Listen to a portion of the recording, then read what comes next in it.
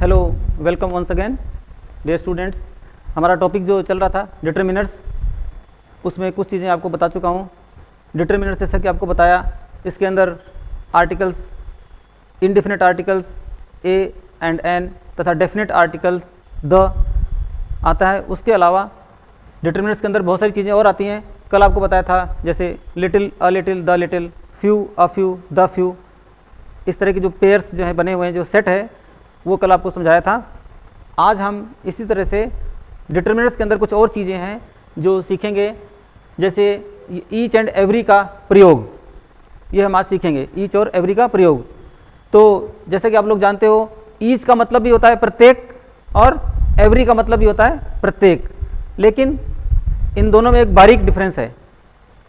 Each का प्रयोग हम कब करते हैं?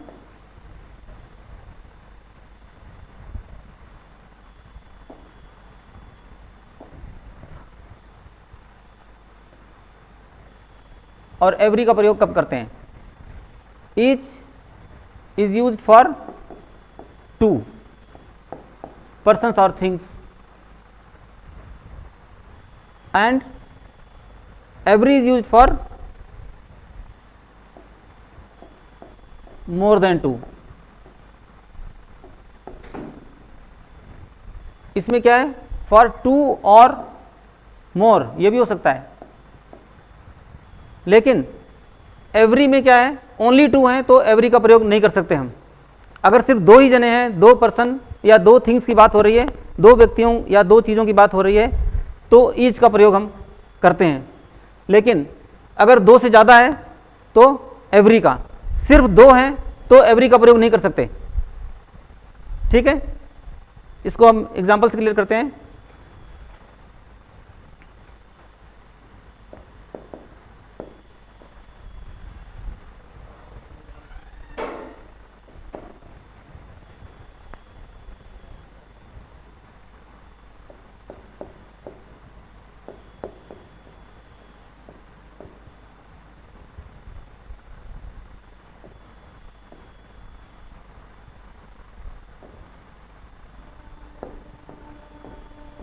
The teacher gave two books each to the students। Two books each to the students. यहाँ पर इससे पता चलता है टीचर ने स्टूडेंट्स को दो दो बुक्स दी, सभी स्टूडेंट्स को दो दो बुक्स दी, और स्टूडेंट्स दो ही थे। और यदि दो से अधिक हो तो एवरी का प्रयोग करेंगे।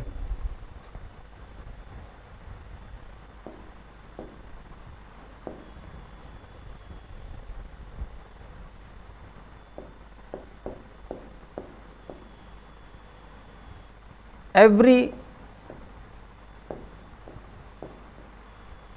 Student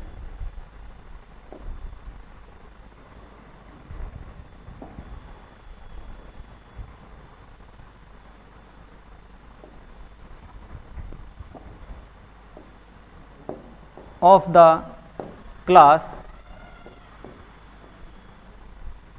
every student of the class got a prize।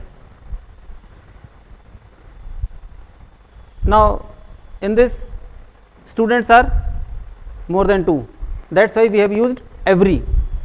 दो से ज़्यादा है इसलिए every का प्रयोग किया है। और each का प्रयोग दो या दो से अधिक है। अगर ओनली टू हैं तो एवरी का प्रयोग नहीं कर सकते, सिर्फ दो ही हैं तो एवरी का प्रयोग नहीं कर सकते। ये इसमें बेसिक डिफरेंस है।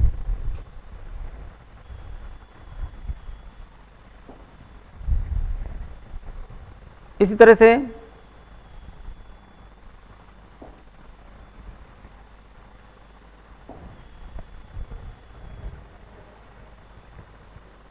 डिटर्मिनर के अंदर कुछ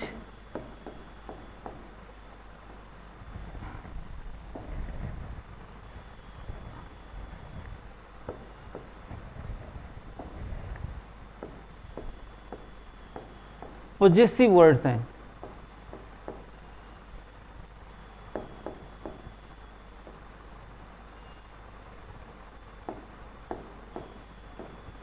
means words showing possession. For example, my, our, his, her, their, its,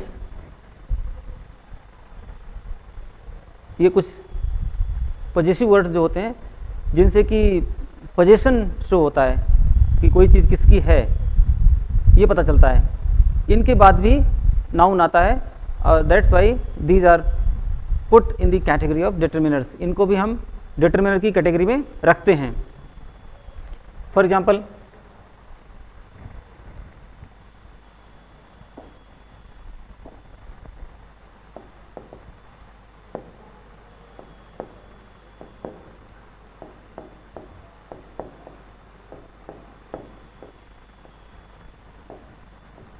this is my house. Now here this word my is showing possession, अधिकार का पता चल रहा है कि ये किसके अधिकार में है, किसके पोजेशन में है। And immediately after this word there is a noun house. It means it is working as determiner. ये डिटर्मिनर है और माई जो पॉजेसिव वर्ड है वो एक डिटर्मिनर का काम कर रहा है क्योंकि इसके तुरंत बाद में नाउन आ रहा है।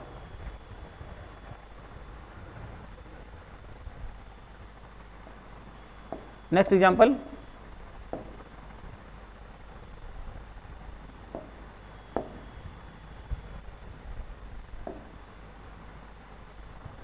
That is our land. Now here our, हमारा, ये शब्द भी पोजेशन शो कर रहा है, अधिकार कर रहा है, अधिकार व्यक्त कर रहा है कि ये जो लैंड है नाउन, ये किसकी है, हमारी है, आवर। इससे पोजेशन का पता चल रहा है और चूंकि इसके तुरंत बाद में नाउन आ रहा है इसलिए ये डिटर्मिनर है। तो कहने का मतलब ये जो अधिकार व्यक्त करने वाले जो शब्द हैं, my, our, his, her, their, your, ये सब क्या है, डिटर्मिनर की कैटेगरी में आते हैं।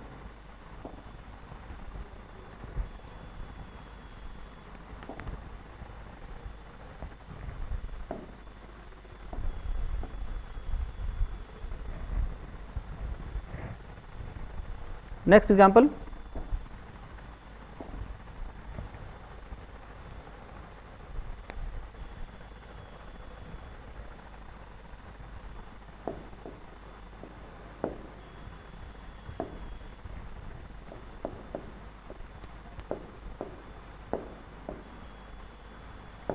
that is his book।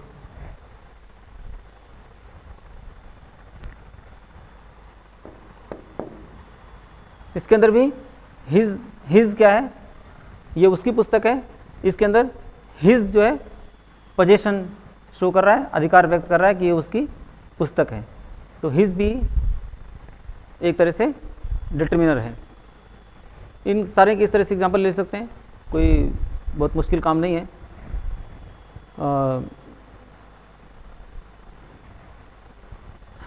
एक आधा और ले लेते हैं एग्जाम्पल। और ये कोई ज़रूरी नहीं है कि इस तरह से जो ये लास्ट की तरफ ही आएगा, शुरू में दिस दैट दीज लाना ज़रूरी है, फिर हेल्पिंग वर्ब, उसके बाद में ये पॉजेसिव वर्ड, उसके बाद में नाउन। इस तरह से कंस्ट्रक्शन करना सेंटेंस का कोई कंपलसरी नहीं है, ये हमारे पर डिपेंड करता है। It depends on the need, हमें किस तरह का सेंटेंस बनाने की आवश्यकता है उसके ऊपर डिपेंड करता है। कैसे भी यूज़ कर सकते हैं पर उसके अंदर करेक्टनेस होनी चाहिए सेंटेंस के अंदर। जैसे कोई और एग्जांपल ले लो, देयर, ये शुरू में भी आ सकता है।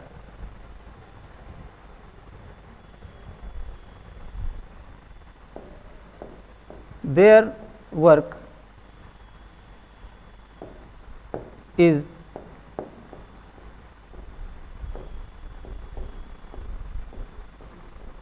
Faultless, their work is faultless, उनका कार्य जो है वो फॉल्टलेस है, उसमें कोई कमी नहीं है, कोई त्रुटि नहीं है। अब इसमें देयर पहले आ गया, ये भी पॉजेसिव वर्ड है, और इसके बाद में कंडीशन क्या है, नाउन आना चाहिए, तो नाउन आ गया। वर्क क्या है, नाउन, कंडीशन फुलफिल हो गई, और ये भी डिटरमिनर है।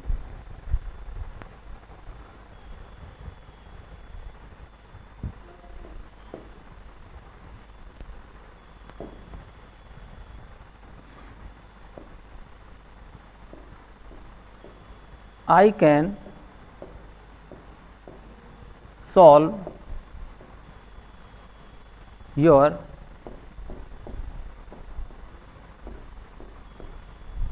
problem. Now in this sentence possessive word कौन सा है, your। इसके तुरंत बाद में हमें नाउन चाहिए, आ रहा है कि नहीं आ रहा, प्रॉब्लम नाउन है, नाउन आ गया, that means it is working as a determiner. तो ये कुछ और सेट्स ऑफ एग्जांपल्स हैं किसके, डिटरमिनर के। जैसे कल किए थे हमने, कुछ क्वांटिटेटिव वर्ड्स बताए थे आपको, जिनसे क्वांटिटी का पता चलता है, little, a little, the little, और इसी तरह से कुछ नंबर शो करने वाले वर्ड्स थे, few, a few, the few. उसी तरह से ये पोजेशन शो करने वाले वर्ड्स हैं, जिनसे अधिकार का पता चलता है, और उनके तुरंत बाद में चूंकि नाउन आता है, इसलिए ये भी डिटरमिनर की कैटेगरी में आते हैं। इसके अलावा और भी कुछ वर्ड्स हैं जो कि डिटरमिनर की कैटेगरी में आते हैं, वो हम देखते हैं अब।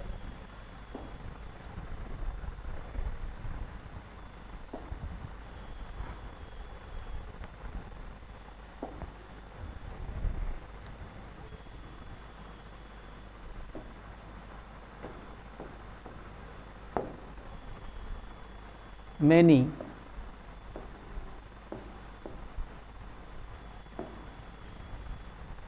many a, और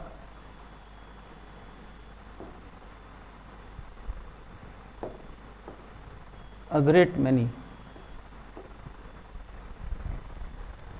ये भी डिटरमिनर की कैटेगरी में आते हैं। मैनी का मतलब बहुत सारे, अनेक, मैनी ए का मतलब भी वही होता है, अब ग्रेट मैनी का भी वही मतलब होता है। तो इन तीनों में डिफरेंस क्या है, डिफरेंस क्या है इनके यूज़ में, यूज़ करते समय हमें कौन सी वर्ब का यूज़ करना है, इसका ध्यान रखना है। For example,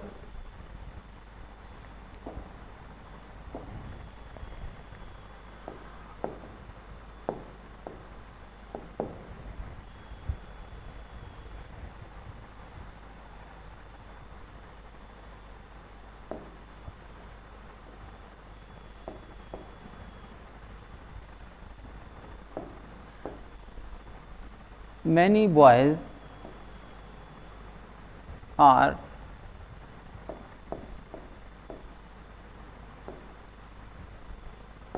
playing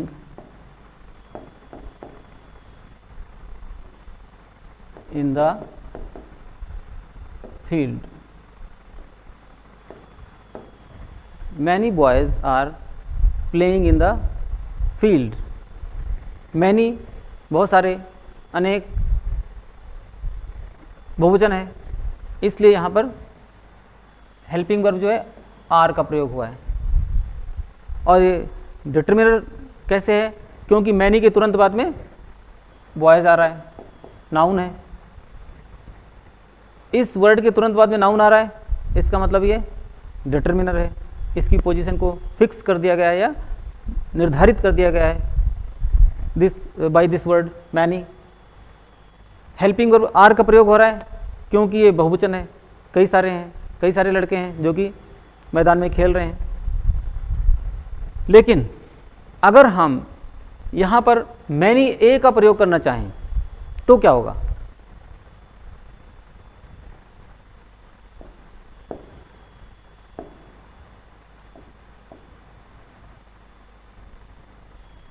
many a boy is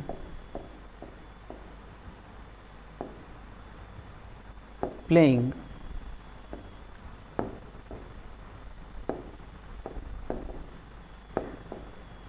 in the field.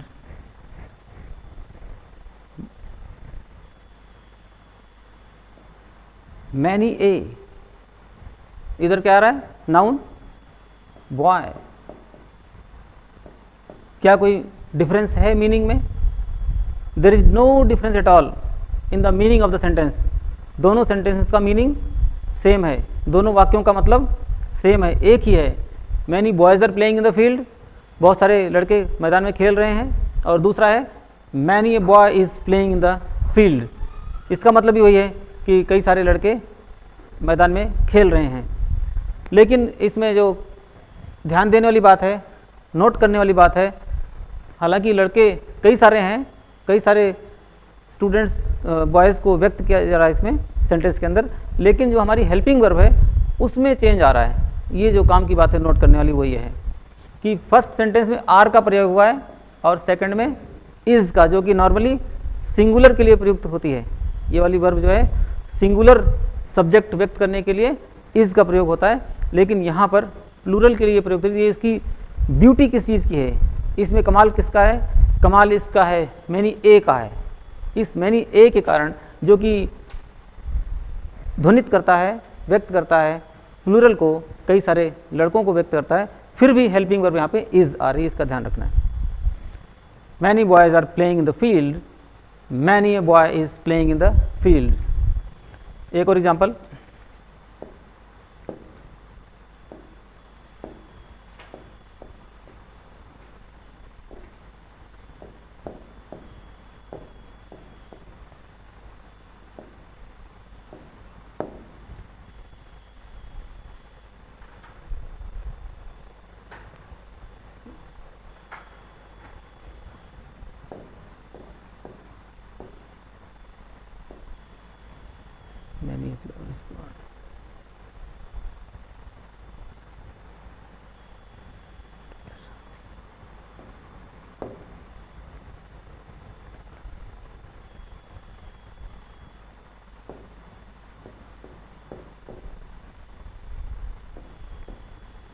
many flowers bloom.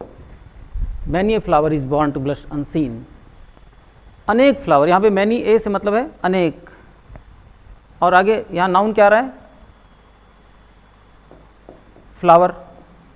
Flower noun है इसलिए डिटरमिनर हो गया. लेकिन कहने का मतलब है, ध्यान देने वाली बात जो है कि यहाँ पे इज़ का प्रयोग होगा. मैनी ए आते ही ध्यान रखना है कि आगे जो हेल्पिंग वर्ब आएगी वो सिंगुलर की होगी. प्लूरल वर्ब यूज़ नहीं कर सकते, यहाँ पे आर वर्ब का प्रयोग नहीं कर सकते, ये ध्यान रखना है. इसी तरह से एक और है अ ग्रेट मैनी.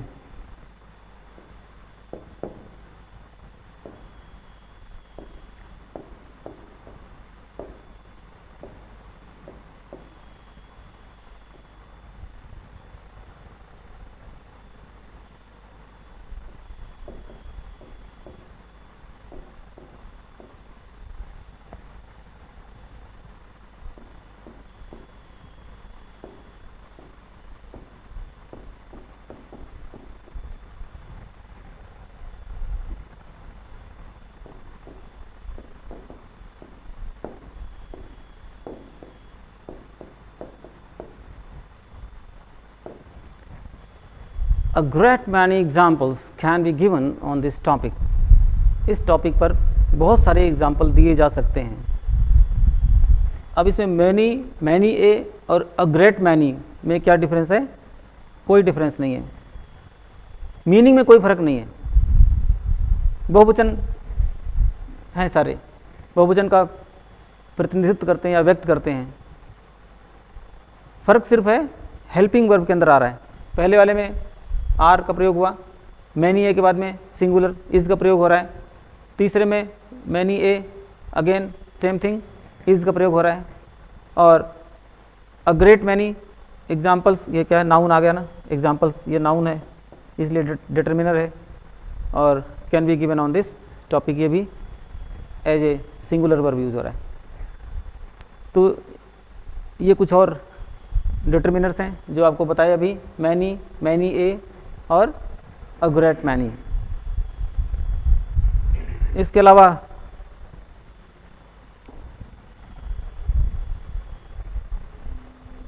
एक तरह से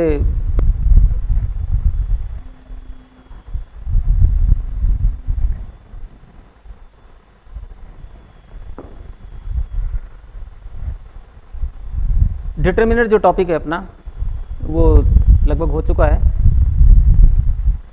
आपके पास जो भी बुक्स हैं उसमें टॉपिक दिया हुआ है ये, इन दी नेम ऑफ डिटर्मिनर और आर्टिकल्स या दोनों कंबाइंड। उसके बाद जो एक्सरसाइज दी हुई है उसको आप सॉल्व करें, और जो कोई समस्या आती है तो उसको एक दिन अपने सॉल्व करेंगे। अब अपन इसको एक रिकैप कर लेते हैं, रिकैपिचुलेशन।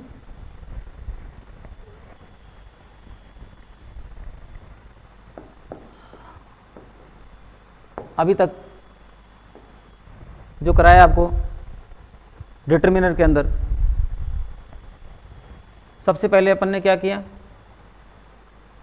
आर्टिकल्स। आर्टिकल्स के अंदर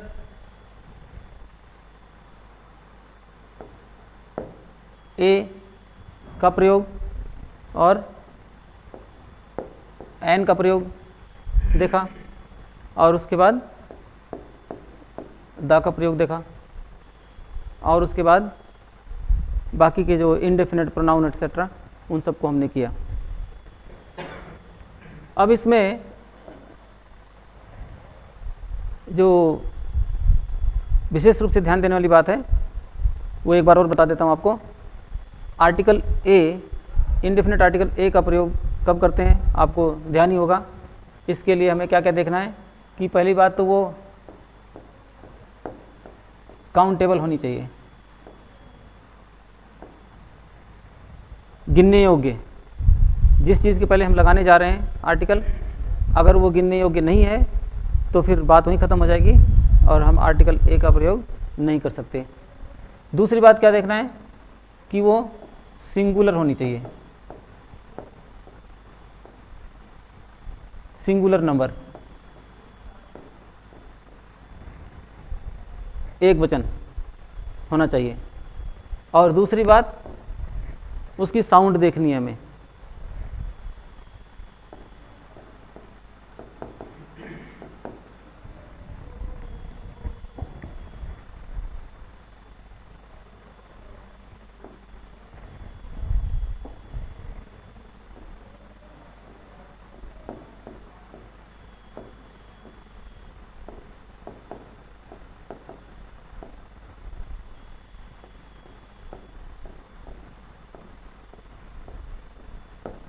बिगिनिंग विद कॉन्सोनेंट साउंड, ठीक है, यही बताया था। ए लगाने से पहले क्या देखना है, ये काउंटेबल है कि नहीं है, फिर वो मतलब गिनने योग्य है कि नहीं है, सिंगुलर एक वचन है कि नहीं है, और फिर किस साउंड से शुरू हो रहा है वो वर्ड जो है, कॉन्सोनेंट साउंड, व्यंजन ध्वनि से शुरू हो रहा है कि नहीं, उसको बोल के देखेंगे, पहले उसका उच्चारण करके देखेंगे। तो अगर वो व्यंजन ध्वनि से शुरू हो रहा है तो ए लगाना है। फिर एन लगाते समय क्या क्या देखेंगे, वही सेम चीज़ कि काउंटेबल होना चाहिए और सिंगुलर होना चाहिए। काउंटेबल सिंगुलर नंबर और बिगिनिंग विद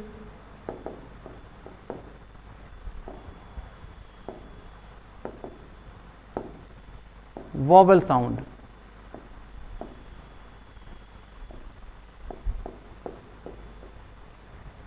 ये vowel sound A, E, I, O, U, ये जो वॉवल हैं इनकी साउंड ये नहीं देखना है। कई बार क्या होता है, इनसे स्टार्ट तो होते हैं लेकिन साउंड इनकी नहीं आती है। कई बार कुछ लेटर जो है साइलेंट होते हैं, कुछ शब्दों के पहला पहला अक्षर साइलेंट होता है, तो हमें उसको उच्चारण करके देखना, बोल के देखना है कि किस प्रकार की साउंड आ रही है। अगर वॉवल साउंड से शुरू हो रहा है और सिंगुलर है, वो एक वचन है और काउंटेबल है, गिनने योग्य है, ये तीन शर्तें पूरी हो रही हैं तो हमें एन लगाना है। ठीक है, एग्जाम्पल बहुत सारे लिए हुए हैं, आपको कराया था फिर भी, जैसे कि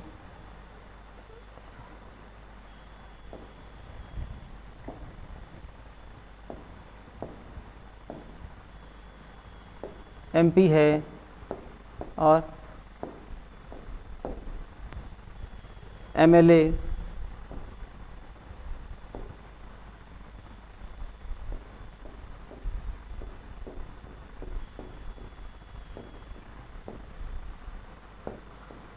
₹1 नोट है। ठीक है, इसको बोल के देखेंगे पहले। अब आप देख के नहीं, सिर्फ उसको पहले उच्चारण करना है, हमें बोल के देखना है कि साउंड कौन सी आ रही है। जैसे आप MP बोलो, MA, सबसे पहले मुंह से कौन सा साउंड कौन सी निकलती है? A साउंड निकलती है, और जो कि इस कैटेगरी में आता है वॉवेल के अंदर।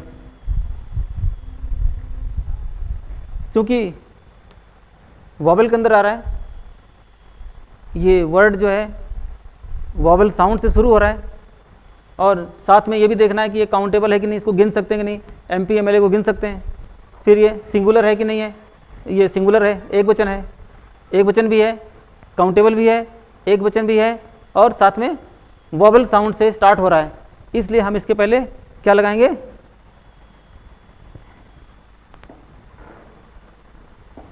इसके पहले हम एन लगाएंगे। ठीक है, NMP।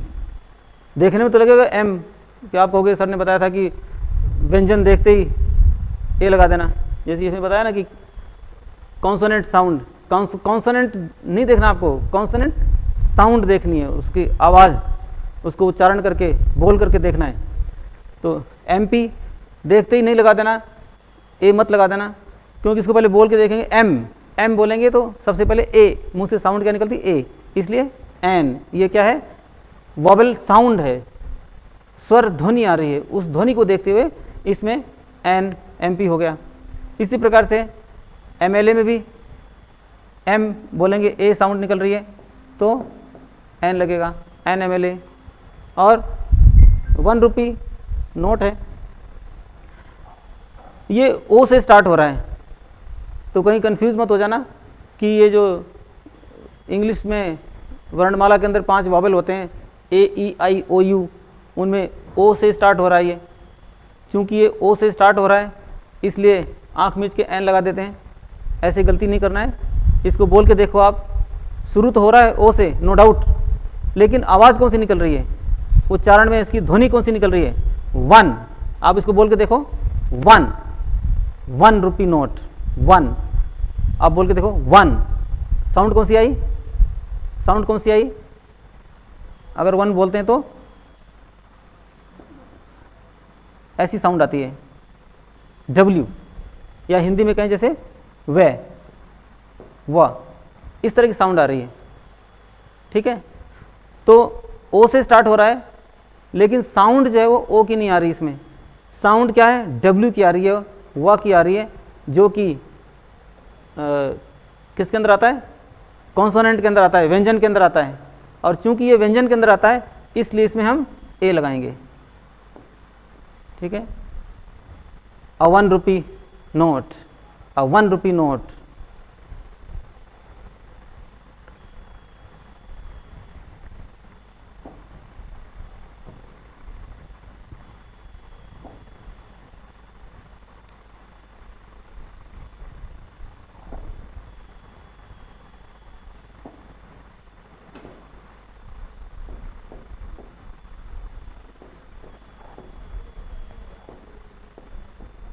इसी तरह से वन आइड मैन, इसमें भी उसी तरह से ए का प्रयोग होगा, a one eyed man. Next जो आर्टिकल बताया था आपको वो है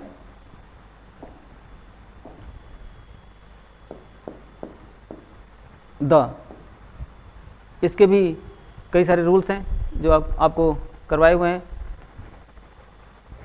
कहाँ पर इसको यूज़ करना है, कहाँ नहीं करना है, ये सब आपको बताया हुआ है। उसके बाद एक और है जिसको कि आर्टिकल नहीं कह सकते, हालांकि वो इन तीनों से ज़्यादा इंपॉर्टेंट है, आपको उसके ऊपर ज़्यादा ध्यान देना चाहिए, और उसका नाम है ज़ीरो।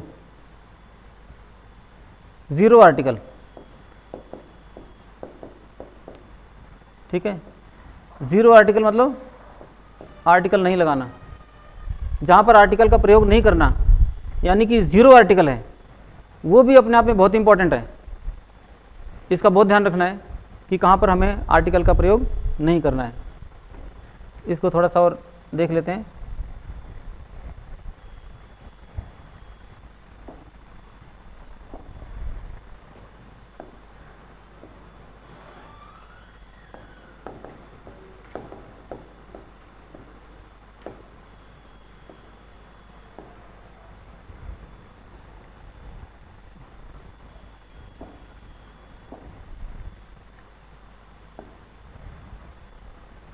कहाँ पर आर्टिकल का प्रयोग नहीं करना है, एक तो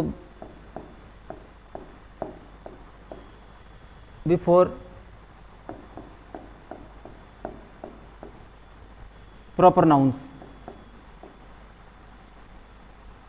प्रॉपर नाउन मीन्स नाम, किसी का नाम हो, व्यक्ति, वस्तु, स्थान, किसी का भी नाम हो, नाम के पहले नॉर्मली आर्टिकल नहीं आता है। 99.9% केस में आर्टिकल का प्रयोग नहीं किया जाता है।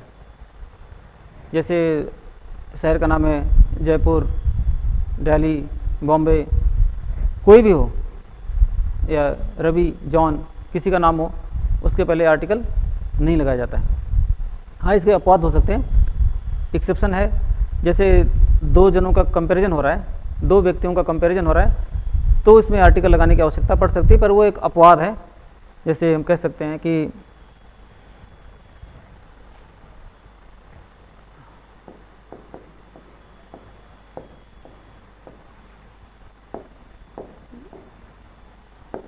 कालिदास इज द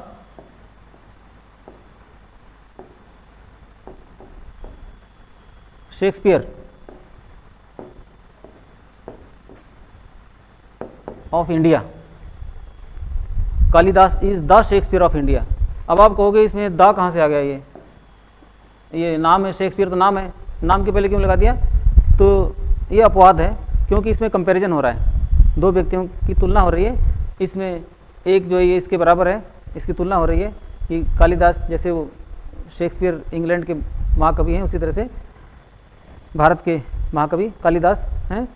तो तुलना करने के लिए हमें द का सहारा लेना पड़ा। हालांकि ये अपवाद है, ये कोई रूल नहीं है। प्रॉपर नाउन से पहले ज़्यादातर केसेस में, 99.9% केसेस में आर्टिकल नहीं लगाया जाता।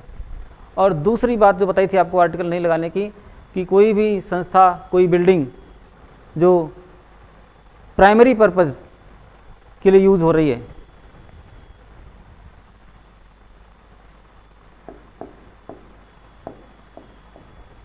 उसके पहले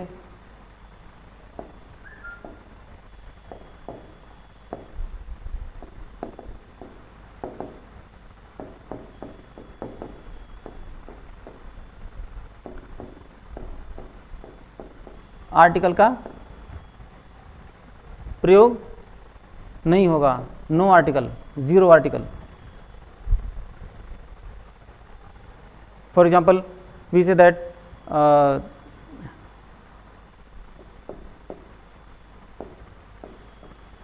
he went to school। नाउ स्कूल से पहले आर्टिकल नहीं लगाना, क्योंकि कोई स्कूल गया है, पढ़ने के लिए गया है, प्राइमरी पर्पज़ है, तो आर्टिकल की ज़रूरत नहीं है।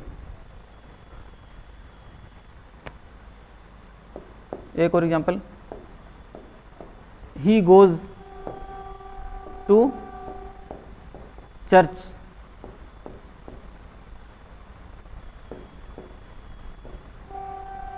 Every Sunday. तो इसमें चर्च से पहले आर्टिकल नहीं आएगा, क्योंकि ये जो संस्था है, जो बिल्डिंग है, ये इसका प्राइमरी पर्पज़ के लिए यूज़ हो रही है, वहाँ पे अपने पूजा पाठ के लिए जा रहे हैं, इसलिए कोई आर्टिकल की आवश्यकता नहीं है। इसी प्रकार से कुछ और चीज़ें हैं जिनके पहले आर्टिकल नहीं लगाना, ज़ीरो आर्टिकल, जैसे डेज हैं, संडे, मंडे, ट्यूसडे, और मंथ्स हैं, जनवरी, फरवरी, मार्च, अप्रैल, कोई भी महीना हो, कोई भी मंथ हो, उसके पहले आर्टिकल नहीं लगाना, क्योंकि ये भी एक नाम है, प्रॉपर नाउन है, और प्रॉपर नाउन से पहले आर्टिकल का यूज़ नहीं करना। इसी तरह से गेम्स हैं, हॉकी है, फुटबॉल है, कोई भी गेम है, उसके पहले आर्टिकल नहीं लगाना। उस गेम का हम नाम ले रहे हैं जब, चाहे बातचीत में या लिखते समय, तो उसके पहले आर्टिकल नहीं लगाना। तो इस तरह से कई सारी चीज़ें हैं, सीजन्स के नाम हैं, डेज, मंथ्स, सीजन भी हैं इसके अंदर, इनके पहले भी आर्टिकल का प्रयोग नहीं होता है। और ये प्रॉपर नाउन के साथ साथ ये है मटेरियल नाउन भी हैं।